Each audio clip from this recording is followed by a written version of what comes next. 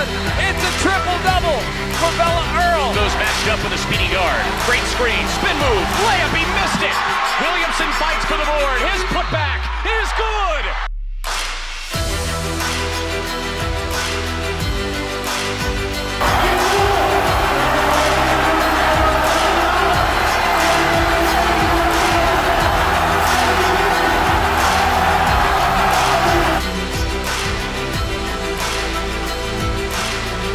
What's up, everybody? Welcome to another episode of the Straight Outta WAC podcast as we continue our preview podcast episodes going into the 2025-26 season. Daryl's with me today, as you know.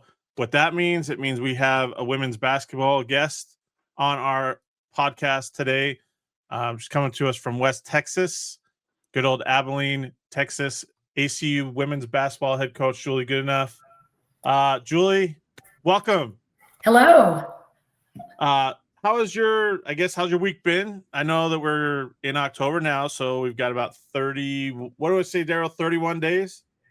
30, I think it's like 32 or 33 till opening day, something like that. Oh, crazy.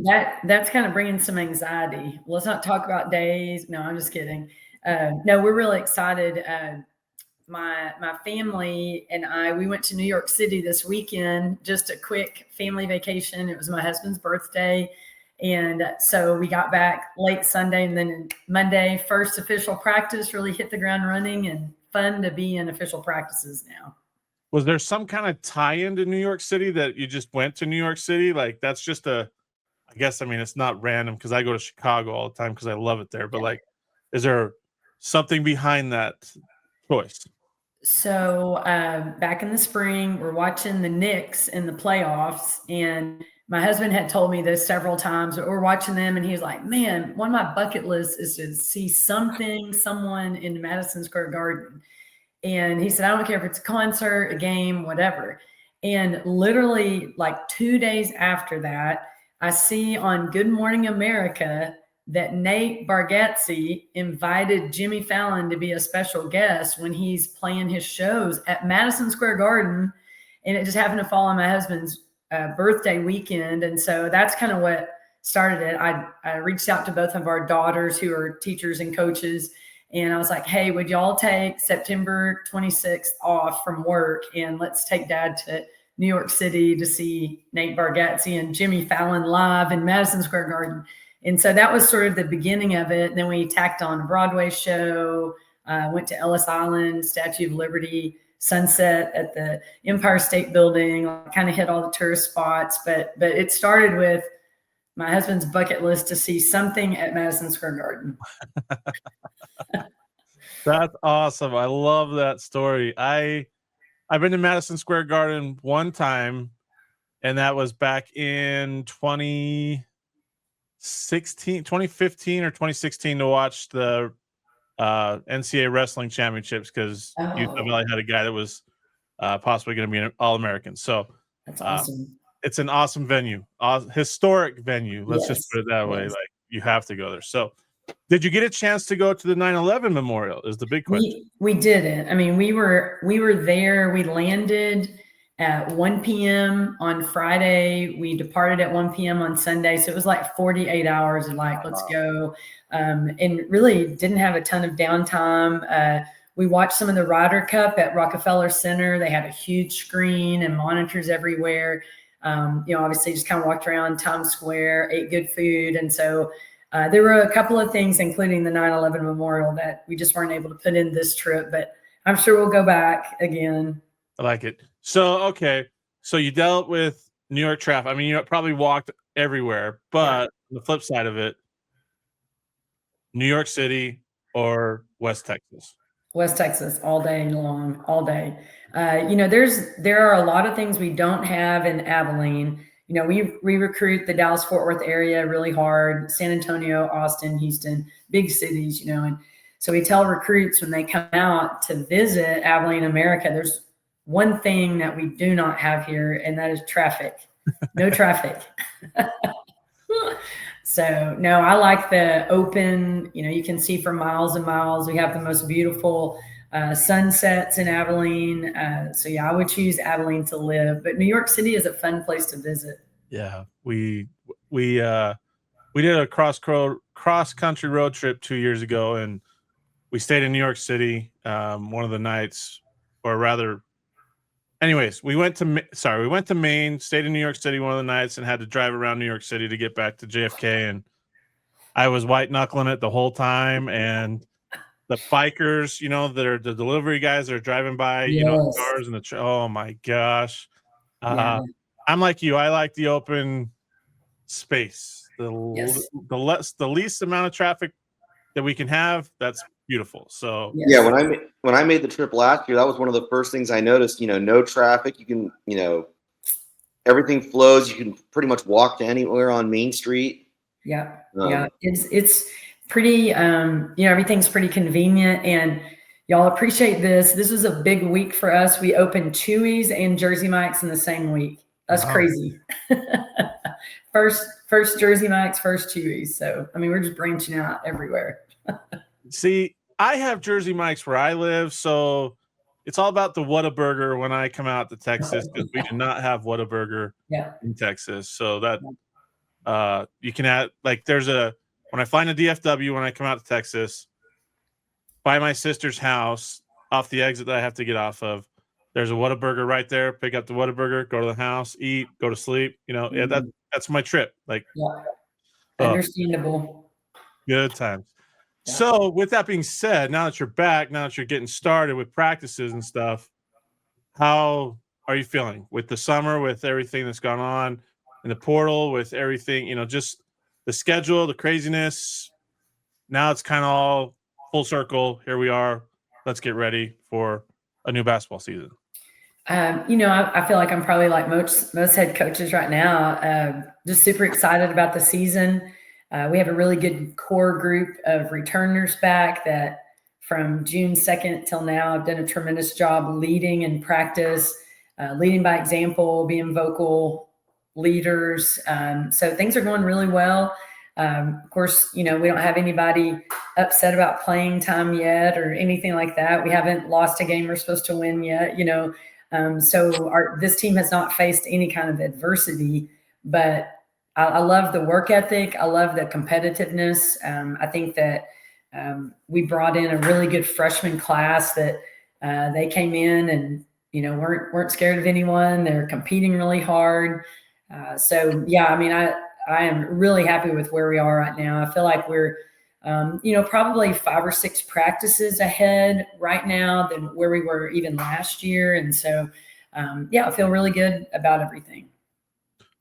Julie, you and Brett kind of have this tendency to keep kids at ACU, right? You guys are in today's portal era, I guess you could say. You guys have this innate ability to keep kids at ACU. I don't want to say you're keeping them there. They choose to stay there. I think that's a better phrase, is they choose to stay there. How nice is that year after year you've had 3, 4, maybe 5 key players stay, and so it gets you ahead of schedule, kind of like what you were saying? Well, I think like Brett, he and I, we work on our culture every day. It's not just something written in the notebook. I mean, we talk about culture a lot, and the culture of our program to be the foundation for the season and for the success that we have or that we hope to have. But I don't think that either one of us would take all the credit. Abilene Christian University is an amazing place. And when our players come in, if they will just plant roots here, they will love it. If all you do though is go to class and come to practice and you don't meet other people, you don't get involved in all the other different activities and groups on campus, then, you're not quite as bought in. But from what we've experienced, players that come here, that stay, they graduate, they plant roots and they love this place and they get to know the ACU community. And we have a phenomenal fan base that have relationships with our players. And I think players that plant their roots here, the thought of leaving is kind of heartbreaking to them in a way, and probably creates a lot of stress. Like, how could I leave and start over? I will never have these kinds of relationships if I go somewhere for 1 year or 2 years. So just Abilene Christian in general, and just the fan base and the support base that we have, help us keep players here, to be quite honest. Yeah. Well, it goes back to that phrase, right? That recruiting gurus and high school coaches tell their players all the time. It's imagine yourself at that place without your sport, right? Mm-hmm. And can you be happy there for 2, 3, 4 years without your sport? And West Texas leads itself to being in that place, right? Yeah, for sure. Yeah, it needs to be more than just your sport, your basketball program. And I mean, just thinking about the WAC, we all have really nice facilities, good coaching staffs. We're in, cities that would be fun to live in. So what makes you a little different so that your players really want to stay and invest and, be a part of your college community. And I think ACU does a great job of just as a whole investing in all the students, but the student athletes we have in our program, they feel really special. I mean, they feel like they have a lot of support on our campus and in our community. They walk around Abilene, go to the mall or go to a restaurant, and people recognize them. And it's a pretty special relationship here. That's awesome. I like it. I mean, I just think about the players over the years, and I'm not going to be able to name all of them just off the top of my head. Since you guys have been in the WAC, Maddie Miller and Bella Earl come to mind, like right off the top of your head. Like those are, it's just special. It's special to see that and to see how they value, like you said, those relationships that they're not just building in basketball, but they're building in the community too. I got to speak to Guy Earl a couple of times when you guys were at WAC Vegas, and like that guy, he's awesome. There's not that. I don't even know, the words can't come out of my mouth, like going and seeing these guys and their families and meeting them and what's going on. I think that's just the fun part of the WAC is seeing how many families stick together, right? That story I wrote on the Reynolds sisters, and you've got the Dohertys, the Warren twins at Utah Tech, the Eric Trucks from last year. Just how many families choose to stick together in our conference has been really fun to follow the last couple of years here. We tell our recruits that we have 2 commitments in this 26 class that will sign next month, and we talk about that with them and their parents when they're on campus. Like, oh my gosh, we're going to love the families that we have. We're going to love the parents. They all sit over there. There's a few that sit back here. They all sit over there together mainly, and you're just going to love that new friend group, that you get to be a part of because your daughter will be on our team. We've got great, strong support from parents. You mentioned Bella Earl, and this has happened more than once, but Bella is currently student teaching on my husband's junior high campus. And my daughter is also a teacher and a coach there. So it's like, Bella is still like around our family. She's just with my husband and my daughter, and she will get married next June. And I think they're going to probably live in the Metroplex somewhere.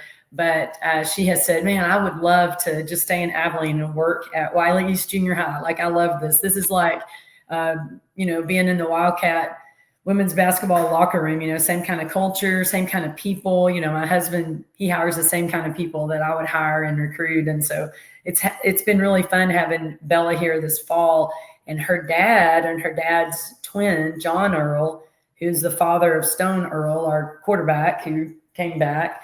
They actually spoke at FCA at the junior high a few weeks ago. So I got to go out and see them and hear their story. And, it is, I think, it is a neat family atmosphere. The parents know each other, the basketball players that get involved on campus. I mean, it's just like, they just have so many lifelong friendships now, from being in this program. All right, we've talked about the family, we've talked about trips, let's get to the basketball side of things here. Everybody knows about Peyton Hull. They know what she's capable of. What she's capable of. She probably will be in that conversation for player of the year at some probably preseason at some to some people. The question is, what do you need from her in her third year with you to take that step and to I don't want to say fill the role that Bella left, but step into maybe a bigger role than she's had, I guess you could say.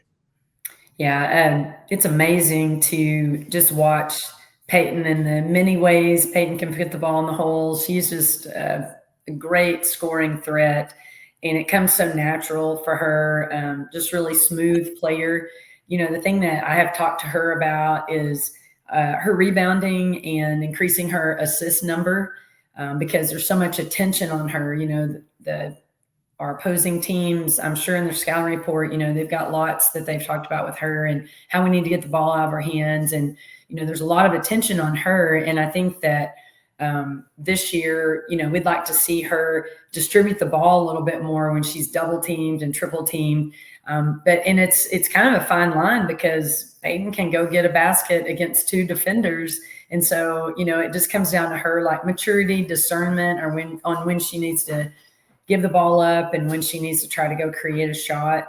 Rebounding has not been something that she's done very much for us, but, you know, with Bella has been kind of selfish with the rebounds from the perimeter. And then Meredith Mays did a great job last year rebounding. Emma Troxell's a great rebounder. But without Bella, we do need some help in that area. And that's something that Peyton and I have had some conversations about. You know, she's real springy. She's real quick. You know, I think that's an area that we will see her game improve this year. I think she's going to be a good rebounder for us. Julie, when Peyton was out for the 13 games in that second half of the year, Aaron Woodson stepped into the role and admirably filled in, I would say, probably making an argument for an all-newcomer selection.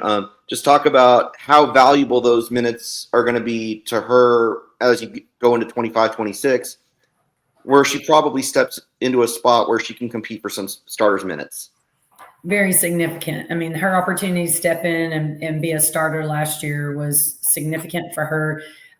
Just mentally, I think confidence-wise, for her to just kind of be thrown out there and her handle it the way she did was very impressive. She all of a sudden has all these minutes, but also to be the starter is a big deal and comes with some responsibility. And Erin did a great job with that. She is, I would say, the most competitive player on our team. She does not like losing at anything. We have a lot of like shooting drills that we keep up with, and we talk about, you know, people that hold the world records for our programs, and she tries to beat those all the time. Like she wants to be holding those world records. If there was any type of like testing or anything in preseason, she would want to be at the top of whatever the test was, the broad jump, the some kind of sprint test, vertical, whatever, you know, super competitive. But just her opportunity to step in the way she did last year and get comfortable with playing a lot of minutes was really impressive. Not unexpected. I mean, I really felt like she could handle that. But I do feel like that will be invaluable to us this year because she did get all of that just great, you know, big time minutes last season. Joel, I wanna ask you. It seems like every time I open up my Twitter or Instagram or whatever, Facebook, I see something, you know, some kind of competition award, whether that's from practice or from the games. You have your charge wall. Is that to, I don't know, to get that competitive spirit up, to get your girls to play with that competitive edge, or is that just to see who's going to work and who's going to go do what they need to do to help the team and to be successful? You may have seen this on social media or heard us talk about team first wins. That's kind of our mantra, you know, team first wins. It's not about our individual goals. It's about us trying to be the best version of ourselves to help our team be successful. But within that, we also take a lot of pride in celebrating each other, celebrating teammates that play well, celebrating teammates that maybe all of a sudden this week a light bulb goes off and they figure out help side defense. And we want to be a family in the locker room that we know by celebrating other people's successes, it does not take away from our own. And so that's what a lot of those awards are for. Just like, let's celebrate teammates that are figuring things out. Let's celebrate teammates that are, you know, maybe going above and beyond what a teammate looks like. Maybe they're doing something a little bit better than everybody else. And so certainly not to take away from anyone, but mainly just to celebrate each other. And the feedback that I've gotten the last few years from our players is, just they love being in a locker room where it's not just okay, but it's encouraged to celebrate your teammates. And so we do kind of make fun of like participation ribbons and that kind of thing. I guess that's kind of how some of our awards could be viewed, but it's been a really fun thing. We just come up with different awards, and this season after games, we'll have a couple of awards that we give out based on certain criteria.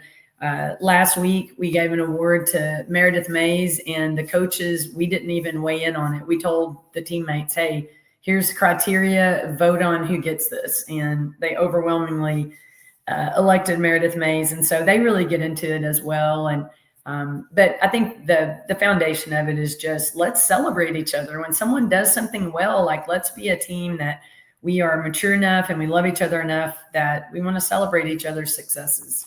Yeah, and that just shows a buy-in, right, from the mentality side of things, that if everybody's on board with, that it's like there's a purpose behind it. People, like you said, may look at it a participation trophy or this, that, or the other, but like your team, your staff, you guys know there's a purpose behind that, and that's what drives you. And that's all that matters, right? It doesn't matter what anybody else thinks. It matters what you and your team think and believe in what you're doing. And I think that's what makes it even more special, is when you have all your team buy into it, and that's part of your culture.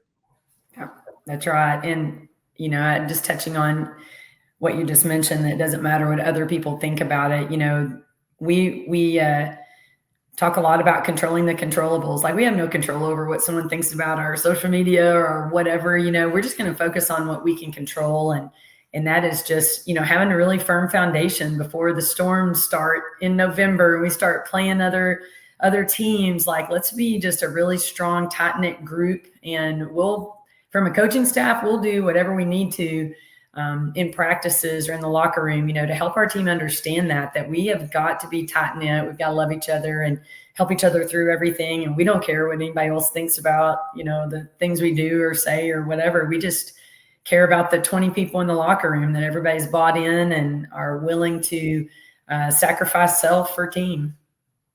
Julie, one of the biggest stories for you guys last year was the big time improvements on the defensive end with Yannick Denson coming in as a first-year assistant, and now you're associate head coach as you go to 25-26.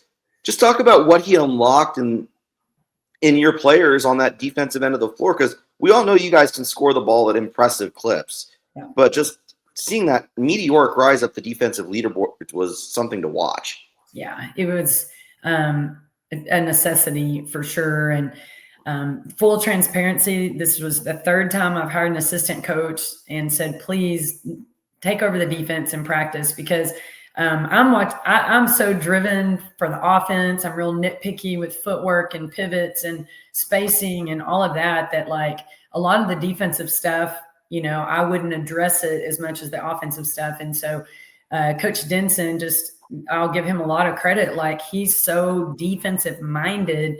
Even if it's a practice that's really geared toward the offense, he's going to find something defensively, that we need to correct or get better at or whatever. And so it has been really helpful to have a coach that, like, that is what they're watching in practice. They're super defensive minded, and just to break defense down and then have someone focus on that on a daily basis has been instrumental for our program. And I really appreciate that he took that on, and and he coached with Robin Harmony for years, and she's at the College of Charleston now. Used to be at Lamar. We used to battle them a lot, and they were known for a great defensive team. And so I knew that he had been around that a lot, and so I appreciate him bringing a defensive mindset to practice every day.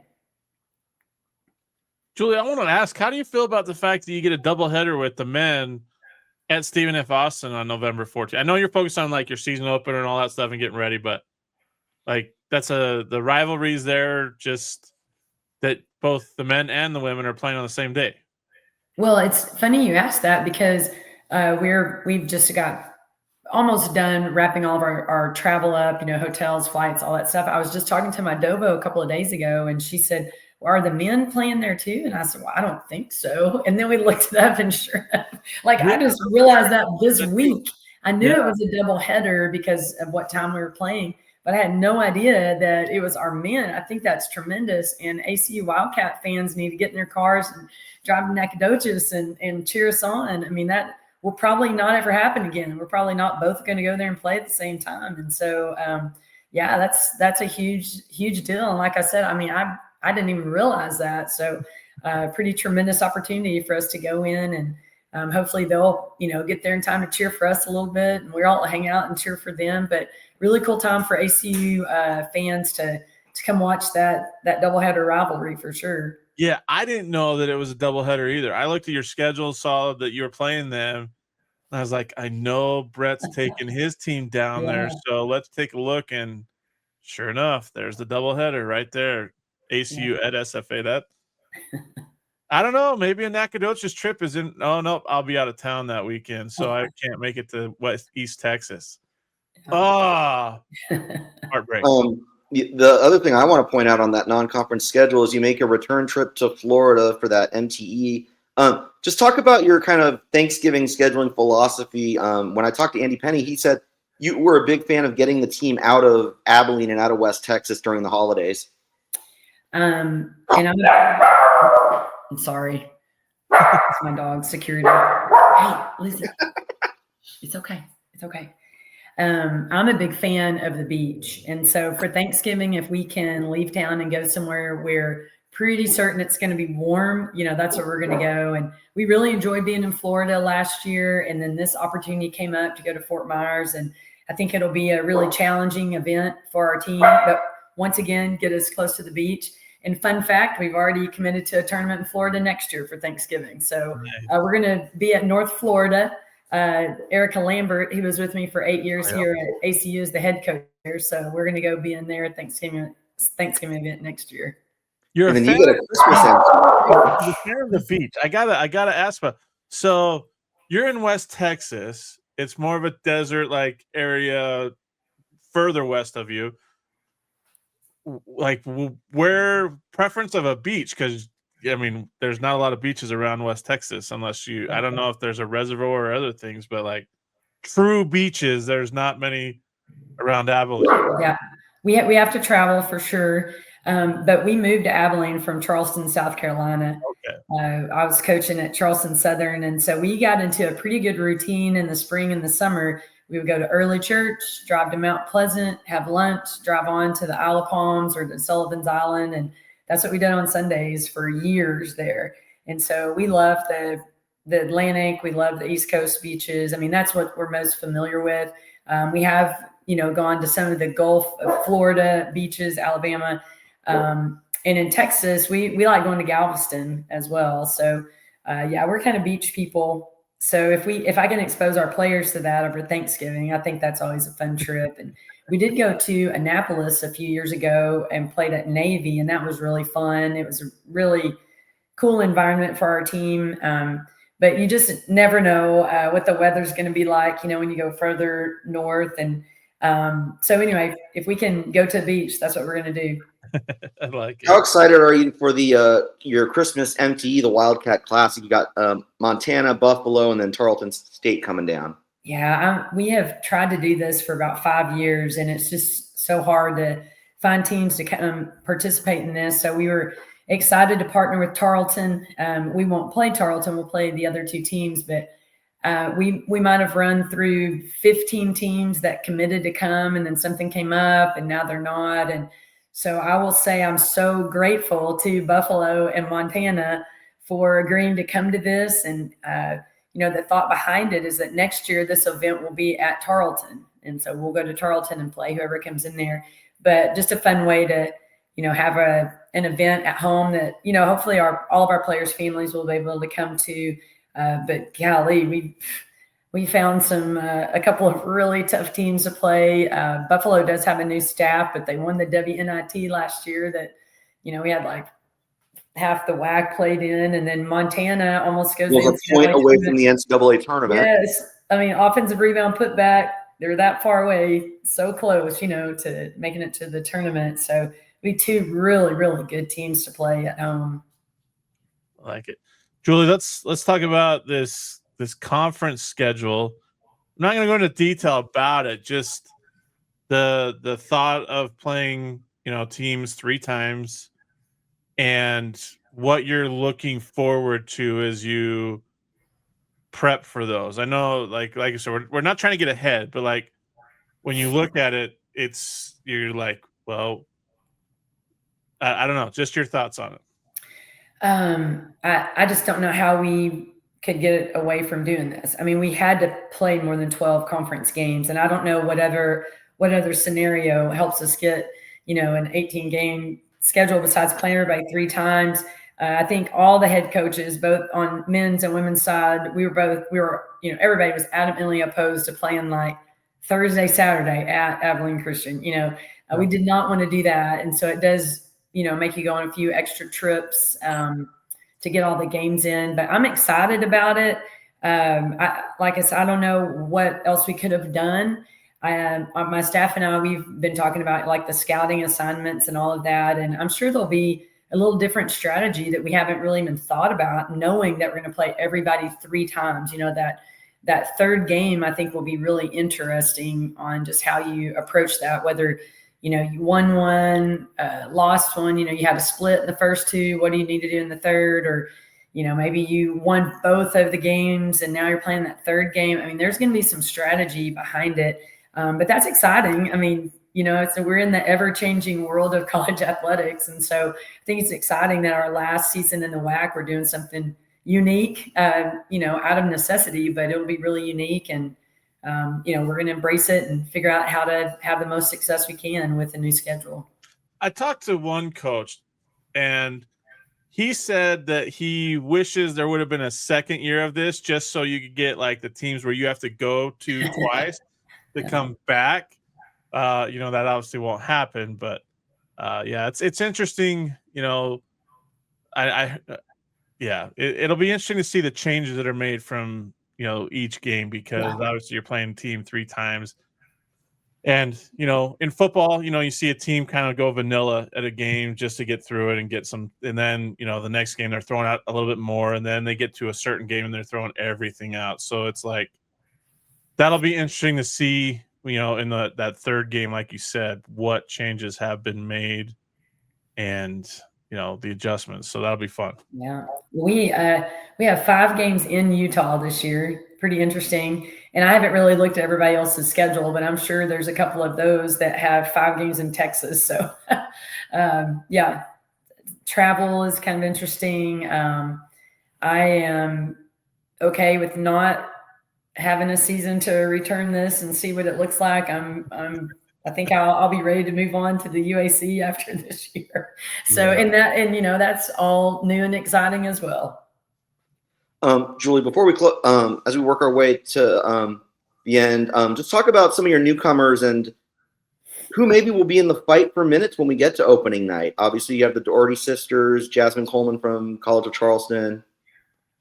Yeah, I think a fan favorite. Mainly, she's an awesome player, but she's also from 20 minutes from Moody Coliseum. But Riley Groman, freshman from GymNet, she's just had a tremendous preseason. She's doing really good things. And great listener, came from a very successful program in GymNet high school, but she's one that I think our fans will enjoy watching.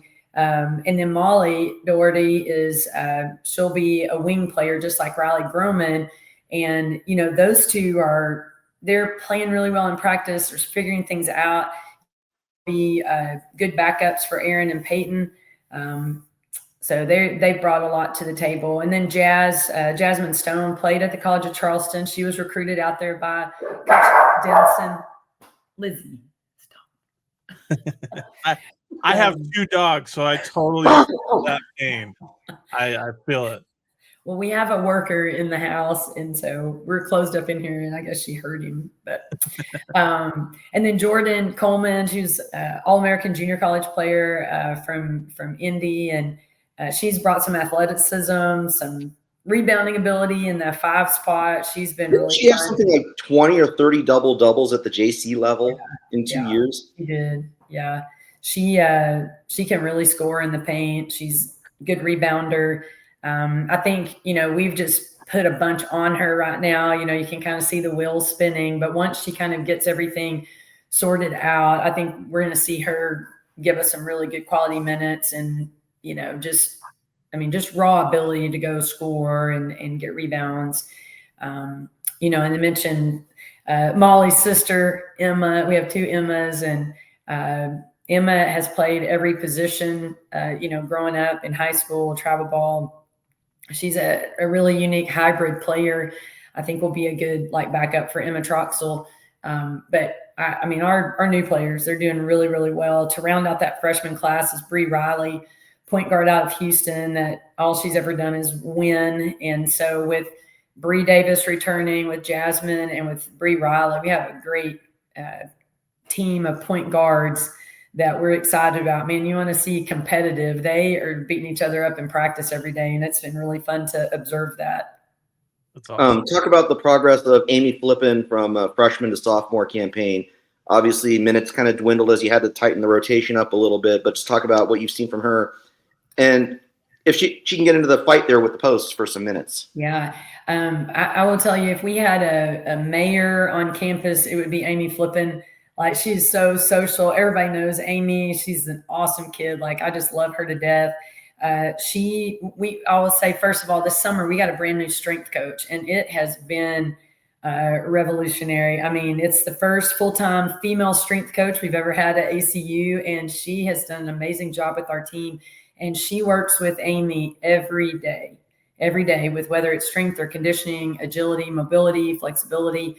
And so, and Amy has made a huge commitment to spend that much time with Coach Warmack. And, we've seen her get a little quicker on the court, just gain confidence. Her body composition is changing. And so, I'm hopeful that, with her new commitment and spending so much time with Coach Warmack, that it will allow her and kind of help her, get some more minutes this year. But, if you know Amy Flippin, man, you just love this kid. She's the greatest kid. She's one of those that she's planted her roots here. Everybody knows Amy, and, she's a big part of our family for sure. All right. I got to ask, I'm looking at the team picture right now. Maybe I should share this so that everybody can see it, but I'm not going Which to. one? It's on the website, right? It's where you guys all the girls are wearing black dresses. Okay, yes. That's unique. Is there a story behind that? Because both teams are in their uniforms, and the coaches are obviously in their nice dress gear. But so I just had to ask. Yes, every year we take some pictures in all black. And when Luke asked which picture to put on the website, I was like, put that one on there. I just thought it was beautiful. Our girls were gorgeous. I was able to take a lot of individual pictures with them. And they were just so beautiful that day. And I love that picture. I thought just it represented our team really well, and our players were just beautiful. So that's why that picture's on the website. We do have a team picture in uniforms, but I was like, Luke, put the black dress picture on there. Yeah, just something different that I've never seen, but it looks great. Like you said, everybody looks great. And all right, Julie, I got one last question for you as we wrap up. You guys been in the WAC since 2022, 2021, 22? It's our 4th season. Yeah, that's right. 2021, 22. Yeah. Is that right? Yeah, this will be our 4th year. Yeah. So what trip will you not miss the most at the end of this season from the time you've been in the WAC? Since the WAC is obviously, teams are going, the Utah teams are going different places, California Baptist, ACU and the Texas schools are going to the UAC. So what trip will you not miss the most? Well, no disrespect meant, but we're already celebrating. We're not going to Seattle. Seattle it's a hard trip. Talk about traffic, just maneuvering, trying to find a place that will take pre-orders at a restaurant. And it's so far out there. I remember my very first year, talking to the coach at Seattle and talking to Jared at Cal Baptist, and we're like, I'm playing at Seattle on Thursday and Cal Baptist on Saturday. How does this even work? And they're like, oh, there's lots of flights between Seattle and Los Angeles. I'm like, oh my gosh. And so anyway, we've not really enjoyed the trip to Seattle very much. It just, I don't know, it just seems congested and just kind of tough to maneuver a little bit. So we're glad we're not doing that one. And the other one, Grand Canyon, was not enjoyable. And of course, not many teams have gone in there and won, but the traffic is an issue there. You can't stay close to the school. It's going to take you 30 minutes to get to the gym, before the game. So I won't really miss that. I get asked a lot, what's your favorite trip? I love going to Cal Baptist. I love the facility. Everything's really easy there. Flying into Ontario. That's probably my favorite trip to go in there. I like that trip a lot. I like it. Julie, we appreciate the time, as always, for joining us on the Straight Outta WAC podcast today. Like you said, about 31, 32 days. Is that what we said, Daryl? Yep. Holy moly. Gosh. Time flies when you're having fun, I guess. But yeah, that's right. I mean, a month from tomorrow, November 3rd. That's crazy. That's our first game. Crazy. Well, Julie, we appreciate the time. Tell Luke we said he's listening in on this. Tell him we appreciate him setting this up. And good luck this season. Thank you. Thanks for having me on today. I appreciate it. We'll see y'all around. Yep. Okay. Thanks, everybody, for tuning in to the Straight Outta WAC podcast. Enjoy the rest of your day.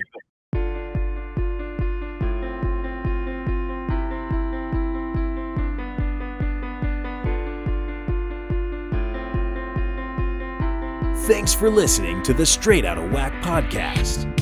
You can find us on Apple Podcasts, Spotify, and other podcasting platforms. Be sure to subscribe so you never miss an episode.